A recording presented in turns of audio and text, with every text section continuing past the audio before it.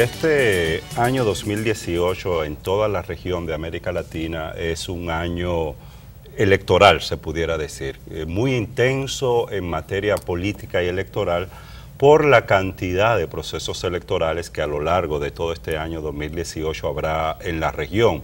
Elecciones en Brasil, elecciones en México, procesos electorales de Costa Rica, ayer hubo una consulta en Ecuador.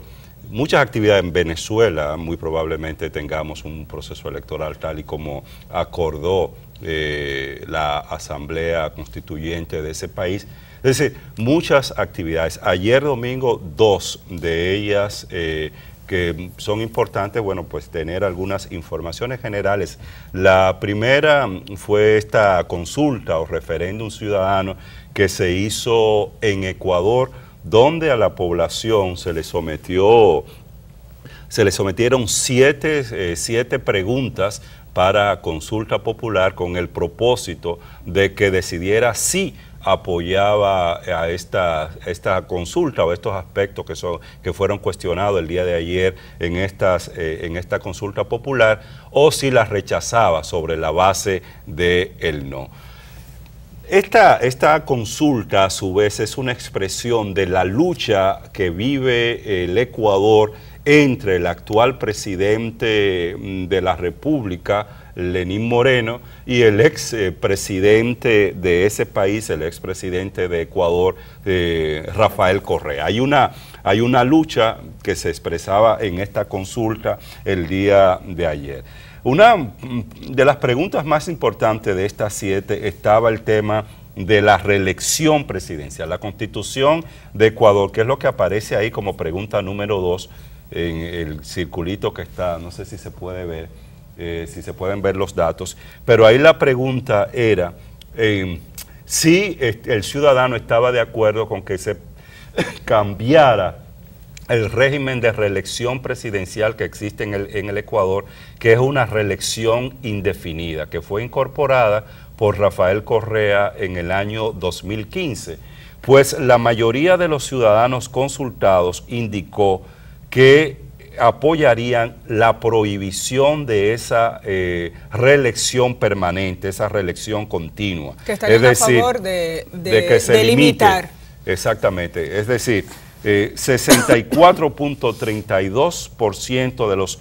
consultados indicaron que estarían de acuerdo con una sola reelección y no más, no una reelección indefinida, una sola reelección y no más, y ahí entonces estaría el golpe a Rafael Correa. Claro, ¿no? Y era el sistema que ellos tenían en el año 2008, la reforma, la primera reforma constitucional que impulsó Correa, estableció la reelección consecutiva y nunca más, pero para el 2015 provoca una nueva reforma constitucional que permitiría la reelección de manera indefinida, y ante los cuestionamientos, porque se pensó que iba a querer reelegirse de manera constante, entonces no se propone él, impulsa otra candidatura desde su fuerza política, Alianza País, ¿no? Y que hoy en día es de la que él salió, pero empuja la candidatura de Lenín Moreno y se aparta, ¿no?, de la posibilidad de ser el candidato presidencial, pero siempre se ha pensado que con la posibilidad de postularse para el próximo periodo. Ahora, las divisiones internas que hay entre Lenín Moreno y Rafael Correa han provocado una división tan grande que Correa ha salido de su organización política, y en esta consulta que fue abierta ayer por el gobierno ecuatoriano, se hacen preguntas fundamentales. Una de ellas es esa, la de la reelección, limitar las reelecciones, los periodos de reelección a 2 periodos consecutivos sería, me parece, la propuesta, ¿no? Pero la pregunta una reelección más y ya, que serían 2 periodos en la presidencia. Otra, que si estarían de acuerdo los ciudadanos con que si una persona es condenada por corrupción no pueda postularse a la presidencia ni a otro cargo público. Esa es otra. Hay otras preguntas apoyada por casi el 74% de la gente dijo que está de acuerdo con que se inhabilite al político que incurre en actos de corrupción. Eran 7 preguntas, 5 de las cuales implicaban reforma a la Constitución. Ajá. Y otras 2 son relacionadas con temas de minería y medio ambiente que también revertirían decisiones adoptadas por Rafael Correa, por ejemplo, limitar la explotación minera en los espacios o en las reservas naturales y modificar el contrato de una explotación minera que concedió el gobierno de Correa. Por eso se ha visto también como una batalla importante entre ambos líderes, ajá, porque es una forma, se ha visto como una forma de que Lenín Moreno se distancie de Correa y de esa forma, ya que llegó al gobierno apoyado por él, pueda organizar y estructurar su gobierno con sus propios programas. No podemos olvidar que el vicepresidente Jorge Glass está condenado ya a más de 6 años de prisión por el caso Odebrecht en Ecuador, claro, y forma parte de esa misma estructura política. Siempre estuvo apoyado por Rafael Correa y en este momento Lenín Moreno lo que está tratando es de distanciarse de las fuerzas de Correa como claro, una forma de crear su propia estructura y su política, propia plataforma. Vamos a ver qué pasa en Ecuador, porque esta convocatoria, aunque fue apoyada por el Consejo Nacional Electoral o el órgano electoral, no contó con la aprobación del Tribunal Constitucional, que debía emitir un fallo para favorecer esta convocatoria. El presidente dijo que el plazo había vencido y que como había vencido, abrió la consulta y aparentemente se logró la participación de más del 70% de los convocados, es decir, que la población acudió a las urnas para establecer su posición con relación a estos temas, independientemente de esas dificultades de tipo legal que pueda haber con relación a la convocatoria. Por eso hay que estar muy pendiente de esto. En definitiva, gana el actual presidente de Ecuador, Lenín Moreno, con el apoyo significativo, amplio, al sí en cada una de estas preguntas que hizo. Es una forma de impedir la posibilidad de que vuelva al poder Rafael Correa, y además hay que señalar que para el día de hoy Rafael Correa ha sido invitado a presentarse a la Fiscalía de ese país de Ecuador para declarar sobre unas investigaciones que se están llevando a cabo sobre un perjuicio millonario al Estado ecuatoriano por la venta de petróleo a China y a Tailandia. Es decir, hay un caso específico de corrupción por el que se le está investigando, y eso hace que la situación de Correa y de todos sus cercanos y su allegado sea muy pero muy difícil en estos momentos, después que la población decidió a partir de esta consulta decirle que no a Correa, que sí a Lenín y que Moreno, y no a la corrupción también. Y no a la corrupción, porque y bueno, ya la Asamblea, el Congreso tendrá que, ya sea mediante reforma constitucional o la aprobación de nuevas leyes, materializar, llevar a cabo esta decisión a través de un marco constitucional y jurídico de esa decisión que ha hecho el pueblo ecuatoriano. Mira, Javier, es interesante ver ese tipo de sistemas que aquí en el país la Constitución establece mecanismos de consulta a la población,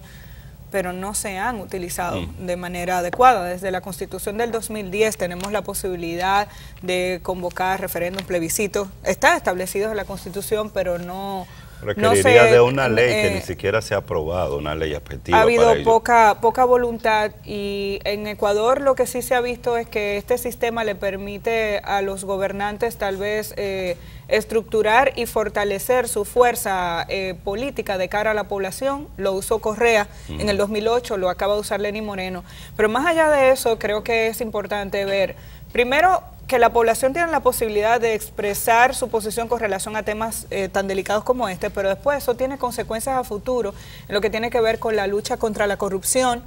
y el seguimiento que le estamos dando en República Dominicana a nuestros casos de corrupción. El impacto político que tiene en otros países, el que se pueda investigar o no a altos funcionarios públicos, a expresidentes, mientras en República Dominicana seguimos en el limbo. Estamos en la expectativa de lo que pueda ocurrir mañana en el tribunal, porque el juez de instrucción decidirá si extiende o no el plazo de investigación que solicitó el Procurador General de la República para el caso Odebrecht. Está solicitando 4 meses más, hemos estado hablando de eso durante todos estos días, los mismos imputados desde el año pasado y una larga lista de diligencias por resolver, cuando en otros países, como acabamos de decir, incluso hay condenas ya establecidas por montos millonarios que han podido ser identificados por el Ministerio Público de estas naciones. El otro país que tuvo ayer elecciones fue el país de Costa Rica, pero esta vez elecciones presidenciales y elecciones al Congreso General, unas elecciones generales. Bueno, los resultados de estas elecciones, lo primero es que no hay definición en una primera vuelta. El sistema electoral de Costa Rica establece que para ganar en una primera vuelta se requiere el 40% de la votación o una diferencia de más de un 10% entre el primero y el segundo candidato. Ayer no se definieron estas elecciones a nivel presidencial, se requeriría una segunda vuelta que se estaría realizando el 1 de abril. Los dos candidatos, en un proceso electoral donde había mucha dispersión en las preferencias electorales, un nivel de no definición por parte de los electores hasta último momento, pues ayer los dos candidatos que pasan a la segunda vuelta en Costa Rica es Fabricio Alvarado de el Partido de Reconstrucción, de Restauración Nacional, y también estaría pasando a la segunda vuelta Carlos Alvarado, que es del partido oficial Acción Ciudadana,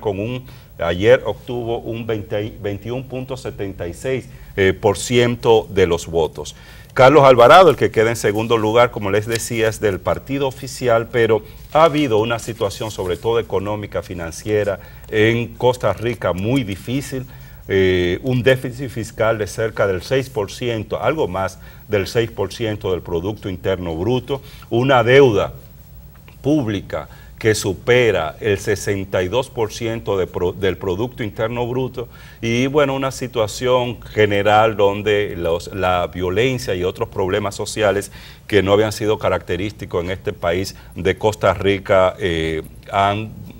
se han incrementado, y eso ha hecho entonces que el partido oficial, que es un partido de izquierda, centro izquierda, pierda apoyo y que ese candidato que queda en segundo lugar, Fabricio Alvarado, que es un evangélico, un predicador evangélico y comunicador, pasara de diciembre del año pasado a no tener una preferencia mayor de un 8 o un 10%, a que quedara en esta primera vuelta en primer lugar con cerca del 23% de la preferencia y del apoyo y de la votación de los electores en Costa Rica. ¿Por qué este candidato, representante de la iglesia evangélica, alcanza el primer lugar en esta primera vuelta y adquiere tanto apoyo? Bueno, esencialmente por una decisión que la Comisión Interamericana de Derechos Humanos tomó a principio de este año con relación al matrimonio equitativo, el matrimonio entre personas del mismo sexo. El presidente de Costa Rica, Luis Guillermo Solís, sometió una consulta a la Comisión Interamericana de Derechos Humanos sobre equidad, sobre igualdad de derechos entre matrimonios entre personas del mismo sexo, y la Comisión Interamericana de Derechos Humanos aprobó esto y llamó a ese país y a 12 países más que forman parte de la Comisión Interamericana de Derechos Humanos, incluyendo a la República Dominicana, a que sus legislaciones avancen en materia de generar derechos para esta población. Pues esto ocasionó una reacción muy adversa tanto de la Iglesia Católica como de la Iglesia Evangélica en este país, y en el último mes este candidato, Fabricio Alvarado, se incrementó en materia de preferencia electoral hasta obtener esta votación. Irían entonces a la segunda vuelta el candidato del partido oficial y este candidato de la Iglesia, no solo evangélica, porque la Iglesia Católica lo está apoyando sobre todo por el discurso de rechazos a temas como el matrimonio entre personas del mismo sexo, en contra de la educación sexual laica y en contra del aborto terapéutico, que son temas en los que Costa Rica ha ido avanzando, pero con un gran rechazo de la parte más conservadora de esta sociedad. Así que esperemos lo que va a pasar ya en la segunda vuelta electoral en Costa Rica el 1 de abril. Y antes de irnos a la pausa, recordarles que hoy también estamos pendientes de lo que puede ocurrir en Venezuela. Hemos hecho un recorrido por algunos de los países de la región porque tienen cierto nivel de impacto en nuestro territorio. En el caso de Venezuela,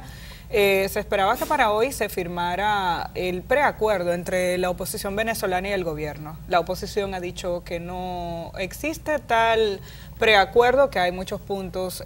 todavía en el aire, mientras el presidente Nicolás Maduro habla no solamente de que ya hay que firmar,